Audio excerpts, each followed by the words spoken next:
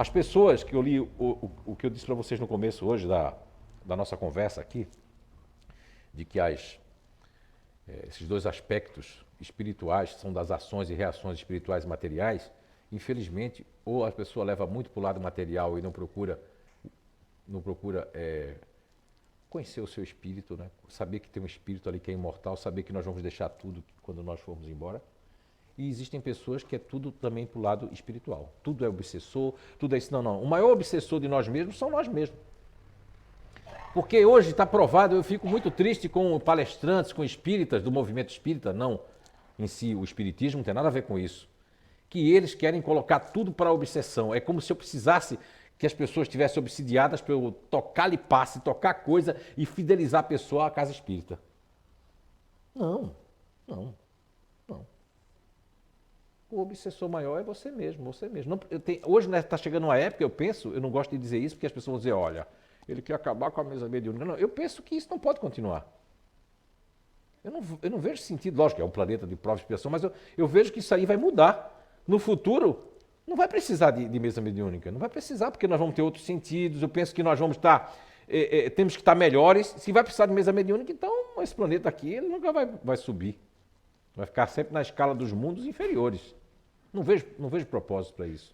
Eu vejo que uma mesa mediúnica, que a pessoa vir para um passo de tratamento, você vir equilibrar o seu espírito, a gente faz o que pode aqui. A equipe, como diz em Portugal, a equipa, né? Vai lá com toda a boa vontade, vem para cá, deixa seus afazeres. Agora, o que é que ocorre? O que é que acontece? Você está fazendo pela sua parte? Você está buscando um equilíbrio espiritual? Porque o corpo, ele vai sentir. É um vice-versa. Nós estamos numa corrente que vai e volta. O espírito, o corpo, você maltrata o corpo, vem registro para a alma, da alma vai registrar no espírito. Tudo vai ficar. Tem um caso que Divaldo Franco contava há muitos anos atrás, lá nos anos 80, anos 70, de uma psicóloga norte-americana, que, se eu não me engano, o nome dela é Elizabeth Kleber-Ross, se eu não me engano. E eu vou contar o caso aqui, é o sabor das emoções de hoje, para que a gente possa elucidar que uma coisa pode perpassar de uma vida para outra. Ela pode tomar corpo numa outra vida. Uma criança de 5, 6 anos, mesmo antes, mas quando os pais abriam as janelas, que tinham os pombos lá na janela, umas coisas, e aí os pombos voavam, a criança caía no chão. Os pais não conseguiram perceber que tinha alguma relação com os pássaros, e sim com as janelas abertas, e passaram a fechar as janelas. A criança precisava estudar, e ela estava no colégio e tudo mais, mas quando ela saía da escola, de vez em quando, uma vez ou outra perdida, caía. E essa psicóloga começou a fazer esse trabalho, só que a psicóloga quando ele estava com, não sei se a idade é 18 ou 19 anos, tem uma idade lá que faz o alistamento, e queria um laudo para que ele não fosse para o exército. Mas aí a psicóloga ela já estava fazendo outros cursos, né? Já estava fazendo a regressão de memória. E ela foi até a vida intrauterina com esse rapaz, que tinha uma vida ruim, porque ele não podia ir para a festa, ele tinha medo, que achavam que era questão de alguma coisa que acontecia. Até que ela foi levando ele na vida intrauterina, quando chegou na última encarnação dele, na última existência. Mesmo ela não acreditando, ela ficou assim, mas ela tinha, porque ela foi levando, e ele foi narrando que estava se vendo em cima de um monte de corpos, aquela vala cheia de corpos da Segunda Guerra Mundial, e o corpo dele estava em cima. E toda vez que que lá é corvos, aqui é urubu mesmo, né, nosso, né, que vinha e que batia as asas, ele já desmaiava porque eles vinham e picavam. Batia as asas, vinha e picava ele. Ele desmaiava, vinha, batia as asas, picava ele.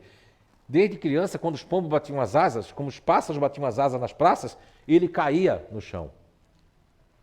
E aí, depois de uma terapia profunda, de ele perceber que eram os pássaros, né? Começou a usar tampões de ouvido quando ia em lugar que tinha pássaro, ele não desmaiou, começou a fazer todo um trabalho, e aí depois daquela regressão, aquele trauma foi saindo. Senão a pessoa, veja como foi importante ter vindo a regressão de memória. Não para virar modismo, para as pessoas dizer, eu quero saber quem eu fui na outra vida. Ou pessoas que viajam e têm alucinações sem tomar nada, sem tomar chá, sem comer folha de coca, sem fumar um cigarrinho bom lá, nada. Vai para uma viagem em Portugal ou na Inglaterra e diz, tive uma sensação de que eu já fui a rainha, já fui a princesa, mas nunca fui a mendiga, né? O mendigo, nunca foi nada. Não. Isso é um desequilíbrio que está no espírito, que está na alma, mas que reverbera no corpo físico. O que o corpo sente, a alma, muitas vezes, vai ser penalizada. Se o corpo sente coisas boas, aquela energia vem da alma. Se a alma encontra coisas boas, aquela energia vem para o corpo. Nós somos feitos de energia, nós trocamos energias o tempo todo nós estamos, todos nós, trocando energias. Então a gente tem que fazer para o planeta evoluir, trocar energias boas. O que você fez no passado, se você errou, se você desviou dinheiro, se você fez aquilo, o outro... Jesus disse lá, vamos agora voltar ao apedrejamento, né? Jesus disse assim a frase. Isso serve para o desequilíbrio espiritual. Jesus disse assim, mulher, porque Jesus disse assim, a metáfora é muito interessante. Todo mundo pegou as pedras para jogar na mulher, né? Porque era lei, era uma coisa que já vinha desde das leis mosaicas, né? E aí, quando eles vão começar a jogar pedra, Jesus estava riscando segundo, escreveram no chão assim, tranquilo, né? Porque aquela coisa, Jesus fez assim, aquele que tiver sem, essa palavra que eu não gosto muito de falar, não acredito, sem pecado, né? Sem erro, sem ter feito nada com ninguém, que atire a primeira pedra. Os mais velhos foram soltando as pedras, porque já fizeram o quê?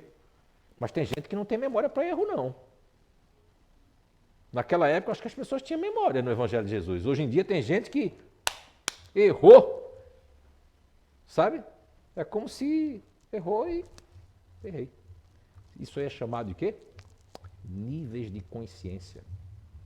Não os níveis de consciência na área da psicologia, nem da psicopsicologia.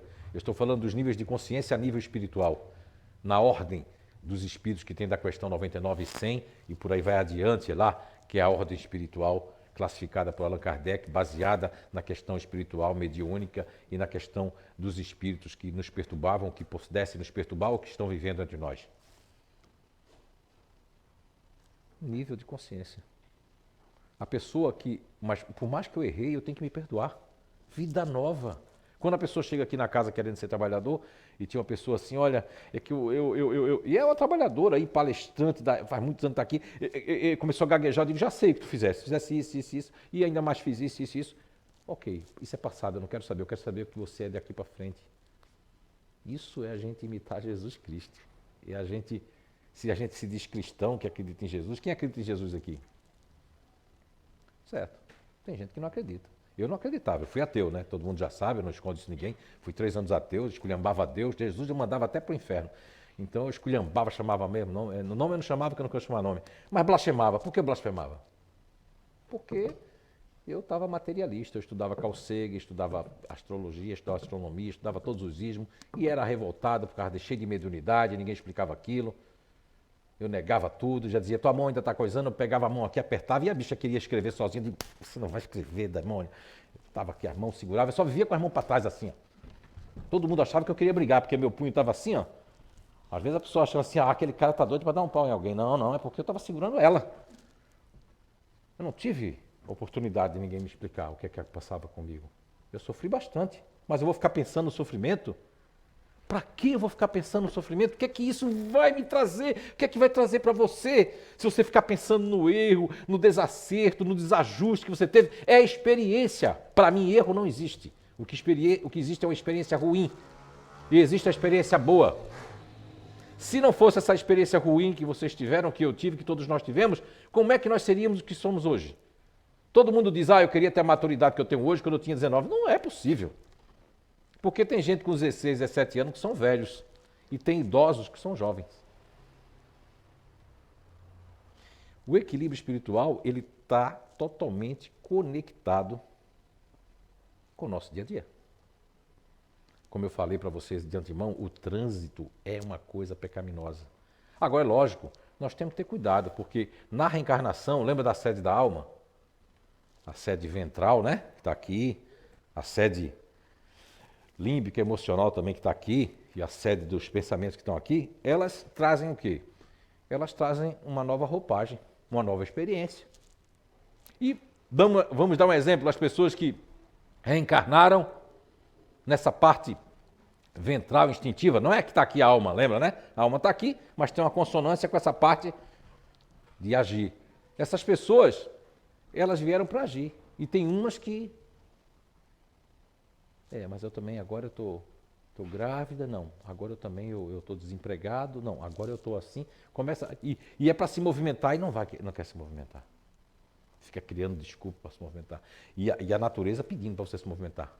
Para se movimentar. Eu conheci pessoas que são dessa parte ventral com 180 quilos, 170 quilos. Queriam se movimentar, mas o corpo agora não dava mais. E aí onde está lá? O Livro dos Espíritos é um livro maravilhoso, é um livro fantástico. Não pode confundir o Livro dos Espíritos com o movimento espírita, com seres humanos falhos que somos todos nós que estamos praticando o espiritismo. Na questão 367, 368 e 369 do Livro dos Espíritos, Allan Kardec traz algo muito especial falando de cuidar do nosso corpo. A responsabilidade que nós temos sobre o nosso invólucro. Esse invólucro que você tem, que eu tenho, que todos nós temos, esse invólucro é que nós vamos prestar conta disso, porque ele tem um fluido vital que mantém a alma, que mantém ali a gente ligado nesse corpo espiritual. E muitos de nós somos considerados suicidas,